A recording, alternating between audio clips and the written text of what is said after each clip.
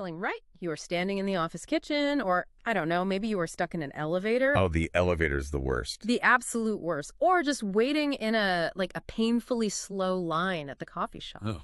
And you are suddenly trapped in this confined space with an acquaintance. Right, someone you kind of know, but you don't really know them at all. Exactly. And utter panic just sets in. It is a universally relatable, totally visceral reaction. I mean, it's just you, a coworker from another department, and that deafening hissing sound of the espresso machine. Yes. And your mind just goes entirely blank. I mean, I actually did this just yesterday. Wait, really? What happened? I was in the elevator with the VP of marketing, a guy I've spoken to maybe like twice in my entire life. Oh, no. Yeah.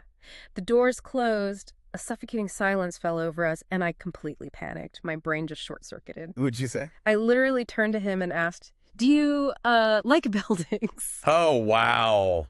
That is excruciating. It was horrific. He just stared at me. You just feel this paralyzing anxiety creeping up your neck, you know? Yeah, you know you should say something normal. Right. You know human convention dictates that, like, coherent words should be coming out of your mouth, but you have absolutely nothing. You are completely stuck. Completely frozen. So if you have ever felt that cold sweat of an awkward silence, you are in the exact right place today. Absolutely. Today, we are going to decode the exact conversational mechanics that prevent that cold sweat. We're looking at a fascinating framework that accidentally cracked the code to, well, mastering everyday social anxiety. And we have a really unexpected source for this deep dive. It's a 3-part instructional series from a show called Talk Time English. It's hosted by 2 educators named Sarah and Mark. Right. And on the surface, this source material was designed exclusively for beginners who are learning English as a second language. Right, ESL students. Yes, exactly. Their stated goal is to make learning English natural and easy for non-native speakers. Yeah. But, when you analyze the actual psychological framework they have built, something pretty incredible emerges. Yeah, it becomes incredibly clear that these strategies aren't just for language learners at all. I mean, the mechanics they outline are brilliantly applicable to absolutely anyone. Native speakers very much Oh, included. especially native speakers. Anyone who is looking to master everyday interactions and just, stop feeling so incredibly awkward. Our mission today is to extract those hidden structures. Right.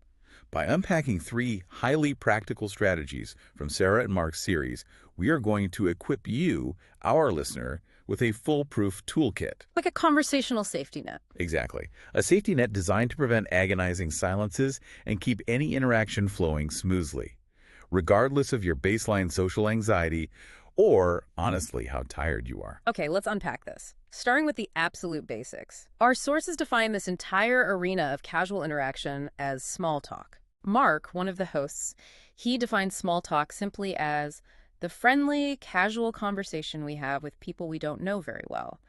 Neighbors, coworkers, the barista. We're talking about the weather, weekend plans, the mundane stuff. But what is crucial here is how the source describes the feeling of this mundane stuff. Right. Sarah, the other host, she points out that for many people, small talk feels like a mountain. A mountain. Yeah, I think that metaphor is just brilliant. It is not a pebble in your shoe. It is an intimidating vertical climb that causes people to just totally freeze up. Let's talk about that freeze, because we think, hey, I'm a native speaker, I shouldn't need a framework to talk about the weather. Right. You'd think it would be automatic. But anxiety strips away your native fluency, doesn't it? It really does. If we connect this to the bigger picture, it is entirely physiological. When you are nervous, like you were in that elevator with the VP, Ugh, don't remind me. your body enters a mild state of fight or flight. The amygdala activates, and it effectively hijacks your prefrontal cortex.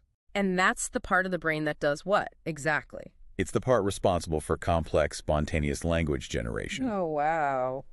So when you are nervous, your brain functions exactly like someone trying to speak a foreign language. Your vocabulary shrinks, your syntax crumbles, and you just lose access to your own native fluency. That makes so much sense. So because our brains are basically shutting down, the text points out that we default to a highly flawed communication style. The sources had a great name for it. They call it the interrogation. Yes. Sarah notes it sounds exactly like a bad police movie. Let's actually recreate the example they give in the source material, because hearing it really highlights how painful this interrogation style is. Let's pretend we are doing this. I will be the awkward, nervous person interrogating you. I am ready to be interrogated. Where do you live? I live in New York. Do you like it? Yes, I do. Do you have a dog? No. Ouch. Yeah, that's rough. Mark in the source material literally says, oh, wow, that feels very cold. And it really does. It feels awful. It's transactional and incredibly unnatural. It's the conversational equivalent of just like hitting a brick wall over and over again. But my question is, why do we do this? Right. Why do we default to this aggressive firing squad style of questioning when we are nervous? Is it just a sheer desperation to fill the silence? It is about self-preservation. In a moment of perceived social danger, your primary goal is no longer human connection. Your primary goal is to alleviate your own agonizing discomfort. Okay, so you just want it to end. Exactly. By firing off closed questions, questions that result in a one-word answer, like yes or no, the nervous person is seeking safety. They are trying to force the other person to do the heavy lifting, to take the spotlight off themselves. They think they're keeping the conversation alive by asking questions, but really they're just shifting the cognitive burden entirely onto the other person. Exactly. An interrogation doesn't invite sharing. It demands data. Right. Where do you live? Do you have a dog? It's data collection disguised as conversation. And the tragic irony is that the safety you seek by asking the question actually creates the exact coldness that makes the interaction feel so terrible in the first place. Identifying this interrogation trap is a huge light bulb moment for me. So how do we stop being interrogators? How do we shift out of this police movie firing squad and into a natural rhythm when our brains are in fight or flight? That brings us to the foundation of their entire conversational system. Strategy 1. They call it the ping pong rule. And the core philosophy here is that a conversation is a game of passing a ball back and forth. You hit the ball to me, I hit the ball back to you. But the mechanics of how you pass the ball are what truly matter. The sources introduce an incredibly specific two-step formula to execute this ping pong rule. They call it answer plus add. Answer plus add. Yeah. So when someone asks you a question, you don't just give them the raw data they asked for. You do two things. First, you answer the direct question. Right. Second, you add one piece of extra information, just one extra detail. This is critical because it fundamentally alters the physics of the interaction. Yes. I was thinking about this, and it feels exactly like a physics problem. It's like throwing a ball with a handle on it. A handle. Yeah. If I ask you a question at a networking event, say, what do you do for work? And you just say, I'm in accounting. That is a perfectly smooth, heavy, slippery bowling ball right at my chest. Yeah, that's a great analogy. It's impossible to catch gracefully. I'm going to drop it, and we are going to have an awkward silence. Because you've offered no conversational friction. I have to magically conjure a brand new topic out of thin air. Exactly. But if you use the answer plus add, you might say, I'm in accounting, mostly auditing tech firms, which means I spend a lot of time telling developers they can't expense a PlayStation. Right. That extra detail, the PlayStation, is the handle. You are throwing a ball that has a handle built right into it. You give me something incredibly easy to grab onto. I can talk about accounting, I can talk about tech firms, or I can laugh and talk about video games. The source material illustrates this fundamental mechanic beautifully with two very simple examples. Let's look at the dog interrogation we just did. Okay. In the cold version, the answer to do you have a dog was just no, the slippery bowling ball. But applying the strategy, the host in the text says, no, I don't have a dog, but I have a very fat cat named Leo. He loves to sleep all day. The difference is night and day. You provided a hook. A conversational piece of bait. Yeah. They even have an interactive moment where they ask the listener out loud, what is your favorite food? And they explicitly warn you not to just say pizza. Right. The target response is pizza, and my favorite is mushroom pizza. Yeah. By providing the mushroom detail or the fat cat Leo detail, you are engineering the interaction for mutual success. Yeah. You are ensuring the other person doesn't have to work hard to keep the game going. Okay, so passing the ball with a handle works perfectly when things are going smoothly. If I understand the topic, I answer it, and I add my little detail. Easy. But what happens when you're at a conference or a dinner party, and someone uses an acronym you've never heard of, or brings up a topic you know absolutely nothing about, and absolute panic sets in? Oh, that happens all the time. You can't answer an ad if you don't even know what the person is talking about. This represents a massive barrier in communication. The source material addresses this as a huge fear for their language learners, the fear of not understanding a word. But as we established, this happens to native speakers constantly. Someone drops a piece of industry jargon, and your brain just stops working. You feel like a total fraud. You just nod and smile and pretend you understood, which is always a disaster because eventually they will ask you a question about it. Yes, the nod and smile is a trap. We need a tool for that exact moment of panic. And the source provides one. Strategy number 2, the golden word echo. The text defines an echo simply as a sound that repeats. In this conversational strategy, your job as the listener is to simply repeat a keyword that the speaker just used. Just repeat it. But the critical element is the delivery. You must repeat it with a rising, questioning tone. This is so clever. The scenario they use in the text to illustrate this is perfect. They use a conversation about a botanical garden. Let's recreate it so you, our listener, can hear the rhythm of this echo in action. I will be the one telling the story. Go for it. So last Saturday, my wife and I decided to go to this beautiful new botanical garden outside the city. Botanical garden? Yes. It's this massive park filled with exotic flowers from South America and giant glass greenhouses. Greenhouses? Yeah, they're like big glass buildings to keep tropical plants warm. We spent 3 hours there. 3 hours? That sounds so relaxing. What's fascinating here is how this strategy completely re-engineers the power dynamic of ignorance. Wow, yeah. On a superficial level, it acts as a conversational lifesaver. You don't know what a botanical garden is. You don't know what a greenhouse is. Instead of freezing, or instead of awkwardly confessing your ignorance and killing the momentum, you just bounce the word back. But wait, I have to push back on this. If I just stand there repeating the exact words someone says, aren't they going to think I'm mocking them? Or that I'm just not listening at all? Like a parrot? Yeah. It feels like I would sound like a parrot. How do you ensure it sounds like genuine curiosity rather than just like mimicry? That is a very valid skepticism. If you echo indiscriminately, you will absolutely sound like a parrot. The brilliance lies in the curation of the word, which is why the source calls it the golden word, and the intonation. Ah, the golden word. You aren't repeating entire phrases. You are surgically selecting one intriguing concept. And by applying that questioning intonation like greenhouses, you aren't just echoing. You are signaling a desire for elaboration. You're giving them a stage to perform on. Precisely. The source material highlights the deep psychology of this with another interactive example. They present the sentence, "Yesterday I bought a vintage typewriter at the market." And they ask the listener to find the golden word. Okay. The options they give are typewriter or vintage. Let's think about the psychology of the person who bought that typewriter. People love talking about their niche interests. They absolutely do. As the host in the text says, if you say typewriter, I will tell you all about it. By picking that golden word, you are making the original speaker feel inherently interesting. Right. You are essentially saying, tell me more about this fascinating thing you just brought up. It's conversational judo. You use their own momentum to keep the interaction flowing. You turn your own lack of understanding, maybe you literally don't know what a vintage typewriter looks like, into a direct compliment to the speaker's worldly experience. Exactly. They walk away thinking you are an incredibly attentive and engaging listener when really you just repeated one word with a raised eyebrow because you had no idea what they meant. It is a highly efficient use of social energy. It removes the friction of misunderstanding entirely. Human nature dictates that if you repeat a word with a questioning tone, the speaker will automatically and happily define it for you without making you feel inadequate. Which brings up a really important point about energy. So far, we have looked at tools for providing details, the answer plus add. And we've looked at tools for when we are confused, the golden word echo. Right. But what about when we're simply too exhausted to think at all? What about when you are at the end of a long week and your cognitive tank is just completely empty? The source material tackles this reality beautifully with Strategy 3.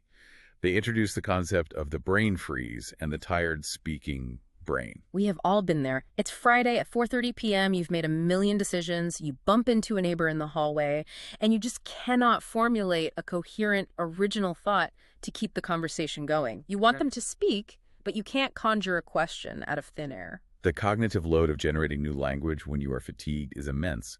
As we discussed earlier, decision fatigue severely impacts the prefrontal cortex. To combat this, the sources introduce Strategy 3, the bounce back question. The bounce back. These are pre-made short questions.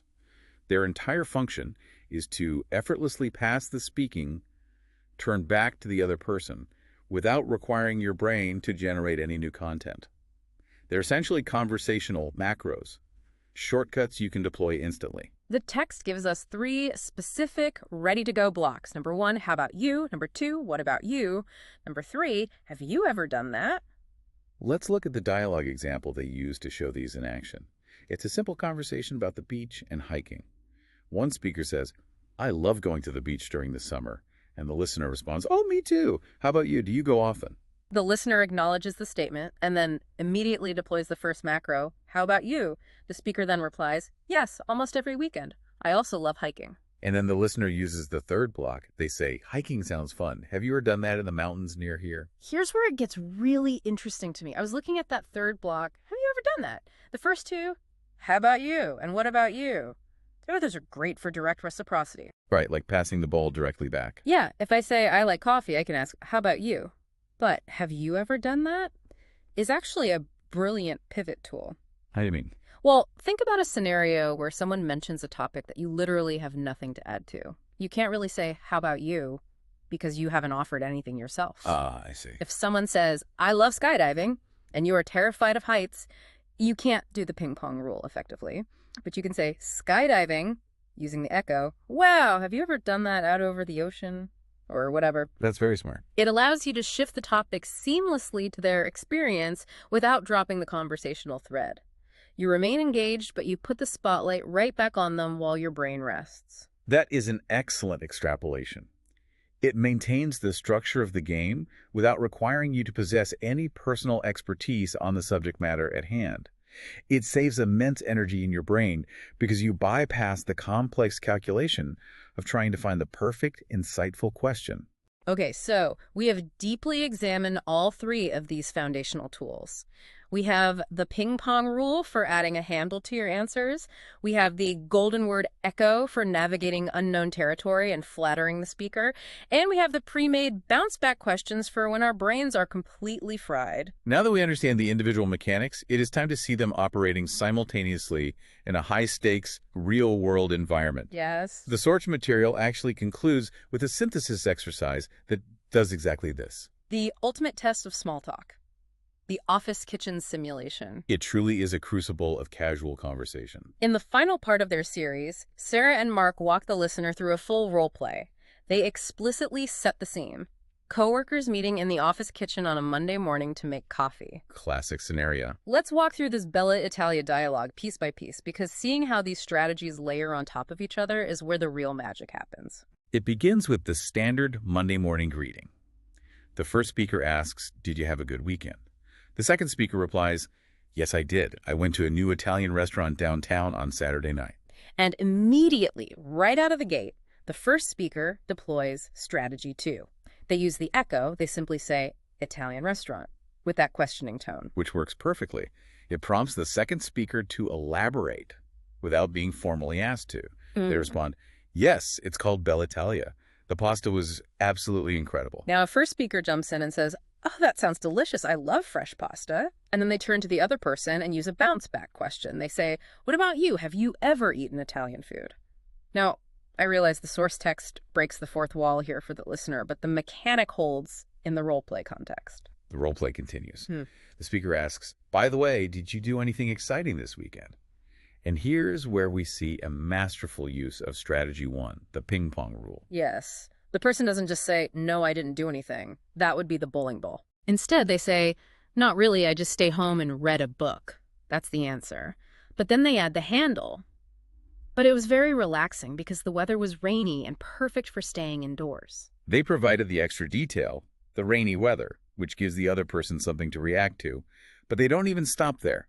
They immediately follow their answer plus add with a bounce back question to effortlessly pass the turn back. They tack on, how about you? Did you do anything else? By combining these 3 simple rules, ping pong, echo, and bounce back, the interaction is completely transformed. What could have been a stilted, painful interrogation becomes, as the source describes it, a smooth, beautiful, natural conversation. So this brings up a thought I had while reading the very end of the source material.